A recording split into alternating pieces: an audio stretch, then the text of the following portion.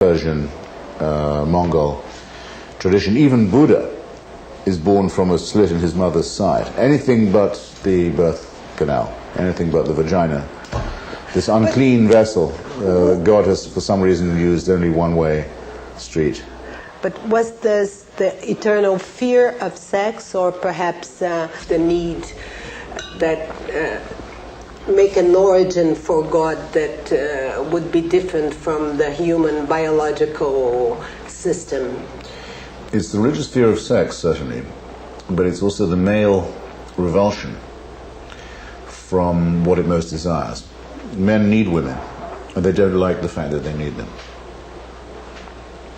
They need them terribly. They hate the fact that they need them. They have experienced a disgust about this fact. Religion makes that into a system and consecrates it. My first wife was Greek Orthodox, Eastern Christian. When she was having her monthly period, she wasn't allowed to go to the church. Certainly not to take the sacrament of Mass. I think that used to be true, at any rate, of the Western Orthodox, the Roman Catholic as well. It's certainly true of Judaism. And the revulsion from female menstrual fluids is very common, of course, also in Islam and in all other cults. This comes from human anthropology. It does not come from heaven. It does not come from the sky. It doesn't come from the planets. It doesn't come from the sun and the moon and the stars. It comes from the base, very primitive forms of human anthropology. It's the first thing to know about it. Let's take a look at the three monotheist religions. You have been submerged in the readings of the scriptures of a same story told in three different ways. But it was not very clear for me your own view on the three mostly known men in humanity: Moses, Muhammad, and Jesus. Tell us about them. Moses is a mythical figure, invented many centuries after he died. There are probably four authors of what is called the Torah, the Jewish Bible, the Pentateuch, the first five books of the New Testament. Invented. Biblical scholarship suggests at least four authors, contradicting each other, sometimes synthesizing each other. Nobody except the fanatical Orthodox Jews believes that Moses was the author of the Torah, or that God dictated it to him. He's the author, in other words, at second hand. Muhammad, of whom it's also said that he dictated a book at God's, or the Archangel Gabriel's dictation, is not quite so much a figure in mythical legend. There probably was such a person. It seems quite likely there was such a person. Much of what we know about him is legendary. He's on the borderline. Jesus of Nazareth is much more on the borderline. Earlier, between the two. He's more in the world of William Tell, Robin Hood, King Arthur, the legendary figure.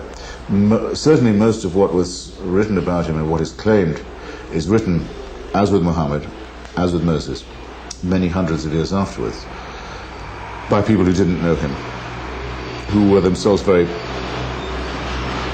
parti pris, as the French say, very partisan. But the effort that they make to make the story come true suggests that there may have been some sort of human individual involved. In each case, it's the desire to fabricate a story that testifies to the strength of the belief. How would you draw Jesus in his lifetime?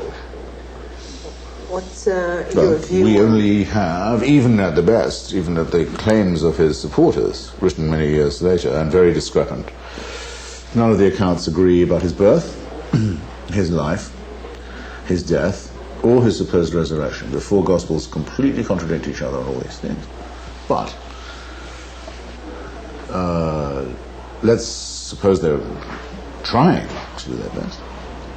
There are a few years around his birth, childhood. Then there are about something like 25 or nearly 30 missing years. And then there's the return somewhere, somehow, apparently of the same person, to roughly the same area, ending in a very horrible death. Or not ending in a very horrible death. For me, raising the question, a very important question, is it true for Christians to say somebody died for my sins when they did not in fact die? Which do they mean?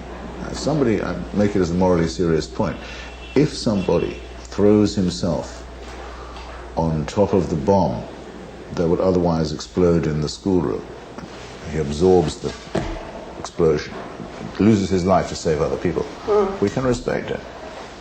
What if he isn't doing that? What if he's doing that and he's going to get up 2 days later and say, I'm unharmed? Doesn't it diminish the admiration one has for the sacrifice?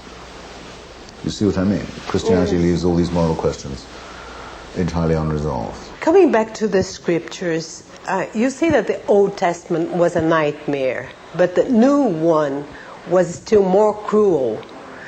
What was horrible about it? The Old Testament I describe as a nightmare because it contains the warrant, the official divine warrant, for ethnic cleansing, as we now call it, the destruction of other peoples, actually for genocidal ethnic cleansing, the complete destruction down to the last child of the Midianites, the Amalekites and others.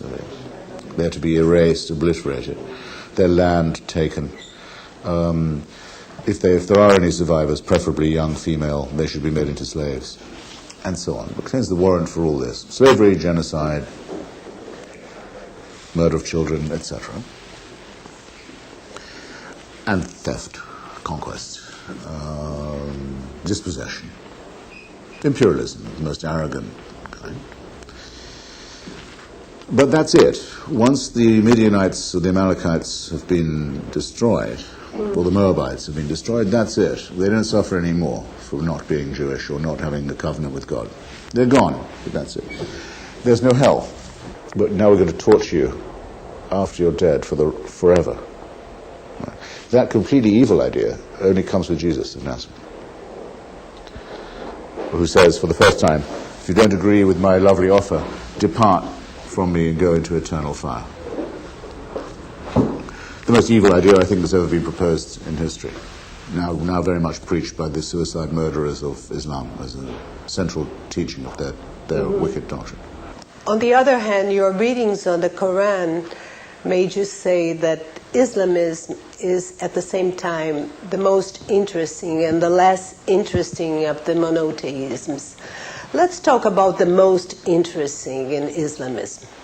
Islam claims to be the culmination,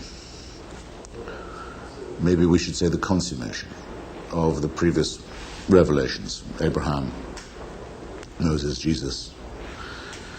And so it doesn't deny these. It says these also occurred, but now God wanted to round it off, bring the last words, after which there's no need for any more inquiries. There are no more questions. All the questions have been answered now. All you need is to recognize the good news and to fall on your knees in front of it. Well, this is a very dangerous doctrine, of course, because it literally suggests that the time for human inquiry has come to an end. That we already have all the information that we need. Nothing could be more horrible than that. And it contains also, underneath itself, it contains a direct threat. If you don't agree with this, there's something really wrong with you, and you may have to be brought into line. And the measures taken may have to be very severe. But this is very close to the other religions, the other monotheist religions too. Yes. I mean, it is of course true what is the difference? Mr. Ratzinger, Herr Ratzinger, the